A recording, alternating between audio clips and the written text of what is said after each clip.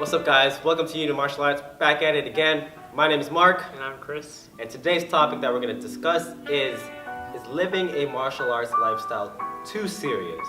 Now, I guess this dates back from a lot of martial arts videos that you may have watched, like Bruce Lee, Jackie Chan, and all them. All they do is they live in like a village or something, and all they do is literally train, fight, sleep, train, fight, sleep, and Eat. Gotta eat. and eat. Train, eat, sleep, train, eat, sleep. And it seems like, to get to a certain level, you have to be very disciplined, which is true. But if you look at the entire picture, and we go from casual martial artists all the way up to like the elite practitioners, Conor McGregor, Floyd Mayweather, Manny Pacquiao, is it too serious? Is there like a line that you have to draw somewhere? What do you think? Well, for the casual martial artist, I just think about kids and some adults who train like 1 hour a week. Mm-hmm. So that's super casual, right? So I think for them it's not that serious, right? I mean, people who go to the gym, they go like almost every day for 1 hour. So that's like more. Which is pretty hard for a lot of people to grasp. That's more discipline than the 1 hour a week thing. Mm-hmm. Moving on to I guess I don't know what do you think is the middle ground between casual and the elite?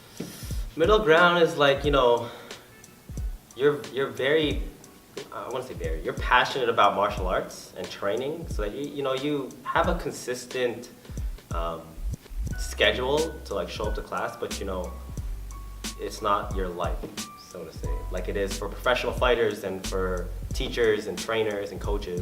It's literally like they eat, sleep, breathe that. That's their bread and butter. So, but I think in general, for all levels, casual, the middle ground and elite, it's not that serious. It's really what like the media portrays. It really is what your goals are. Like, for instance, I have kid students, they love martial arts, but they still have school to go to. You know what I mean? They still do basketball, soccer. They still have dance classes. They still go to family parties. They don't miss their holidays. Sometimes they'll take like the March break off, or they'll take a month off from summer. It's martial arts is a way of life, but it isn't the only way. So I think when it comes to it being too serious, it's subjective. Like if you take someone like my idol Bruce Lee, he to me he's the best of the best. But to him, he's like his approach to martial arts was as if he's always been a white belt, which is the greatest approach ever. So his training was non-stop. His martial arts movies, he had to train for those. He had to train himself. He ended up creating a system, Jeet Kune Do. He had students upon students upon students. So if he wanted to be the best, he understood the work and the discipline that he needed to. But he has the morals of martial arts, and he still has fun. Bruce Lee was actually really into dancing. He was actually that was his thing. So I mean, there you go. The best martial artist in the world was also a dancer, a really good dancer at that. So yeah, what do you think? Well, yeah, now that you put it that way, I guess it's not so serious. But then there are those people who do take it seriously. Right? Of course, and hardcore. Yeah, and it's a choice. It's not the only choice out there, but there are the people that they will sacrifice everything because that's what fighting means to them. If you think about like fighters across the world that are trying to fight for like living, for like a means to live. Yeah. They're obviously gonna be a lot more serious because a lot more is on the line. This is a passion, but it's also there's a lot more at stake here. So it really, really comes down to what you're training for. Like, what are you doing martial arts for? Are you doing it to just have fun? You don't really care about the fitness side. Are you doing it to lose weight by a set amount of time? Are you doing it to learn the art? Are you doing it to compete as a living? And I think those are the things that are going to establish if how serious you want to be in martial arts. Mm-hmm. But the next thing that I want to talk on, because a lot of people ask this question is, can I go out and party? Can I drink alcohol? is that gonna like mess up my body for martial arts? And if I do that, I can't train, and so on and so forth. I think like, no matter what you do, if you're like a hardcore gymnast or like if you're lifting weights or if you're doing martial arts, there's always time to let loose. I mean. Yeah, you gotta have a little bit of balance. I mean, like, depending on your personality, you want a little bit of sanity, I guess, to feel human almost. Yeah. I guess. George St. Pierre actually, he had a very good quote on this, and there's a Muay Thai instructor that he brought in to TriStar Gym one time, and this guy had a beer belly, smoked a pack of cigarettes every day, but when it came down to sparring, he whooped everybody's butt. So, it really depends on what you're going for, right? If you are, if you are prepping for a fight, then maybe you shouldn't drink that beer. Maybe you should, start to lean out, and especially if you have a specific weight division that you're fighting in. I mean, that beer is not going to help you reach that cut. So, I mean, what if they're trying to gain weight to get into another higher weight division? Eat cleaner. You want to fuel your body with things that is going to help you perform for a specific reason. But if you don't need to perform at this elite level, if you're okay with just casual training, like for just a regular martial artist going to a school, then it's really your discretion. Obviously, you don't want to overdo it, but I think it's doable. All it really comes down to is time management and discipline. That's something that you should take away from the martial arts lifestyle, is the discipline, so that you can pick and choose when you can do certain things to balance it with your life. Yeah, I mean, I enjoy partying with my family. I enjoy, hanging out with I have no friends. I like hanging out. Like, usually after kickboxing class, we all hang out, grab a bite to eat, like an unhealthy burger or something, and just enjoying good times. A fast food burger, But I balance it so that I either work it off the next day and eat clean, or I lay off it for like a couple days to a week to 2 weeks. And it's all about balance, and it's all about your self-control and self-discipline. So, no. No, my answer is no, it's not too serious.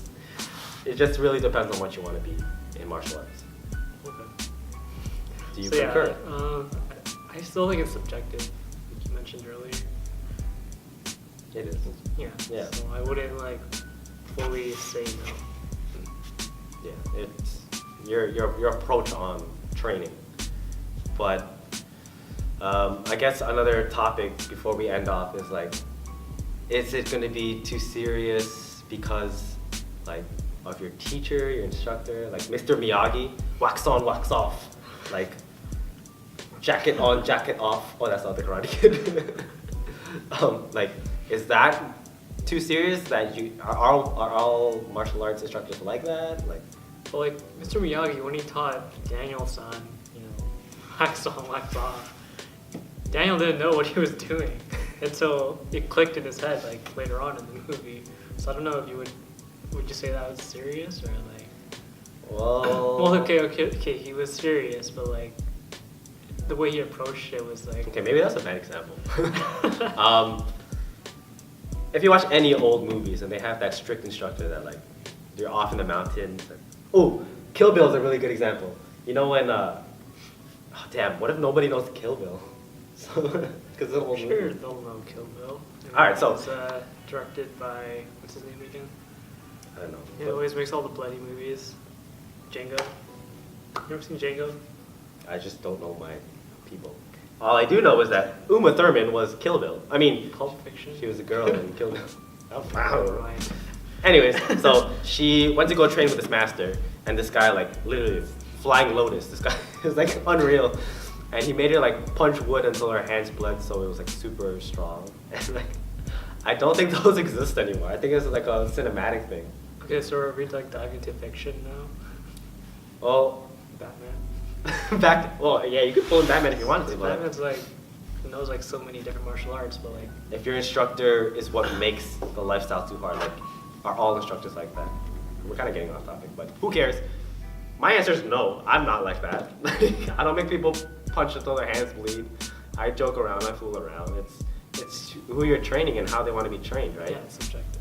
Yeah, like especially here in like Canada, like I don't think I don't think that's legal to like.